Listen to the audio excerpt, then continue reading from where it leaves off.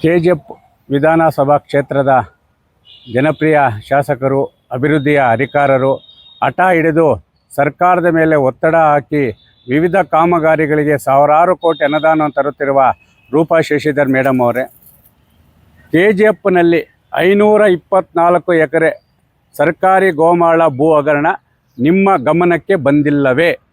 ಇದು ರೈತ ಸಂಘದ ಹಾಗೂ ಅಲ್ಲಿನ ಸಾರ್ವಜನಿಕರ ಮತ್ತು ವಿರೋಧ ಪಕ್ಷಗಳ ಪ್ರಶ್ನೆಯಾಗಿದೆ. ನಾವು ಯಾಕೆ ನಿಮ್ಮನ್ನು ಪ್ರಶ್ನೆ ಮಾಡ್ತಾ ಇದ್ದೀವಿ ಇವತ್ತು ಅಂತ ಹೇಳಿದ್ರೆ, ಇವತ್ತು ಮಾರ್ಕೆಟನ್ನು ಅಭಿವೃದ್ಧಿ ಮಾಡ್ತಾ ಇದ್ದೀರಾ, ಓಕೆ ಒಪ್ಕೊತೀವಿ.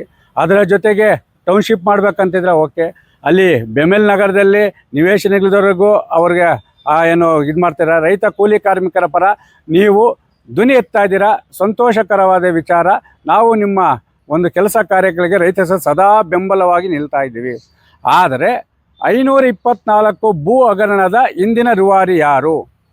ಇದು ಕಂದಾಯ ಮತ್ತು ಸರ್ವೆ ಅಧಿಕಾರಿಗಳ ವಿರುದ್ಧ ಲೋಕಾಯುಕ್ತದಲ್ಲಿ ದೂರು ಸಹ ದಾಖಲಾಗಿದೆ. ಅದು ತನಿಖೆಯೂ ನಡೀತಾ ಇದೆ. ಆ ತನಿಖೆ ಯಾವ ಹಂತಕ್ಕೆ ಬಂದು ನಿಂತೈತೆ? ನಾವು ಕೇಳ್ತಾ ಇರೋದು ಗೊತ್ತಾ, ಶ್ರೀನಿವಾಸಪುರ ಇರೋದಲ್ಲಿ, ಆಂಧ್ರ ಇರೋದಲ್ಲಿ, ತಮಿಳುನಾಡು ಇರೋದಲ್ಲಿ, ಚಿಕ್ಕಬಳ್ಳಾಪುರ ಇರೋದಲ್ಲಿ, ಆ ಚಿಕ್ಕಬಳ್ಳಾಪುರ, ಶ್ರೀನಿವಾಸಪುರ, ಆಂಧ್ರದವರೆಗೆ ನಕಲಿ ದಾಖಲೆಗಳನ್ನು ಸೃಷ್ಟಿ ಮಾಡಿ ಅವರಿಗೆ ಭೂ ಮಂಜೂರಾತಿ ಮಾಡಿರುವ ಹಿಂದಿನ ಕೈವಾಡ ಯಾರ್ದಿದೆ? ನಿಮಗೆ ಗೊತ್ತಿಲ್ಲದೇ 524 ಎಕರೆ ಸಾಗುವಳಿ ನೀಡಿದ್ದಾರೆ. ಈ ಕೂಡಲೇ ಅಭಿವೃದ್ಧಿ ಅಧಿಕಾರ ಅಂತೇಳಿ ಹೆಸರು ಪಡ್ಕೊಂಡಿದ್ದೀರಾ. ಅದಕ್ಕೆ ಈ ಒಂದು ಭೂ ಹಗರಣದಿಂದ ನಿಮಗೆ ಕೆಟ್ಟ ಹೆಸರು ಬರೋದು ಬೇಡ.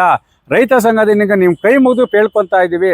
524 ಸರ್ಕಾರಿ ಜಮೀನನ್ನು ವಿವಿಧ ಅಂದರೆ ಆಂಧ್ರದವ್ರಿಗಿರ್ಬೋದು ಮತ್ತು ಪ್ರಭಾವಿಗಳಿಗಿರ್ಬೋದು ಮಾರ್ಕೆಟ್ ಹತ್ರ ಆಗ್ತಾ ಇರೋದಕ್ಕೆ ಎಲ್ರಿಗೂ ಮಂಜೂರು ಮಾಡಿದ್ದೀರಾ. ಸಾಗುವಳಿ ಕೊಟ್ಟಿರೋ ಯಾರು? ಅವರಿಗೆ ನಕಲಿ ದಾಖಲೆಗಳಾದಂಥ ಅವರಿಗೆ ವಾಸಸ್ಥಳ ಪ್ರಮಾಣ ಪತ್ರ ಇರ್ಬೋದು, ಮತ್ತು ಏನು ಆಧಾರ್ ಕಾರ್ಡ್ ಇರ್ಬೋದು, ಪಾನ್ ಕಾರ್ಡ್ ಇರ್ಬೋದು, ಮತ್ತು ಎಲೆಕ್ಷನ್ ಕಾರ್ಡ್ ಇರ್ಬೋದು, ಯಾರು ಕೊಟ್ಟಿದ್ದಾರೆ?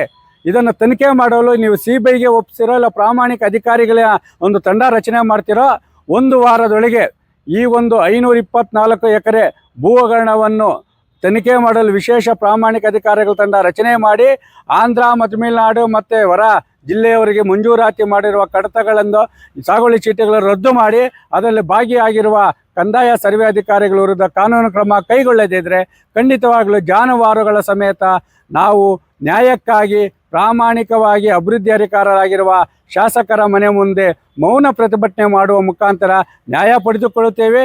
ಇಲ್ಲವಾದರೆ ಆಂಧ್ರ ಒಂದು ಸಾಗುವಳಿ ಚೀಟಿ ಹಠಾವೋ, ಸರ್ಕಾರಿ KGF ಸರ್ಕಾರಿ ಭೂಮಿ ಬಚಾವೋ ಎಂಬ ಹೋರಾಟ ಮಾಡುವ ಎಚ್ಚರಿಕೆಯನ್ನು ನೀಡ್ತಾ ಇದ್ದೀವಿ.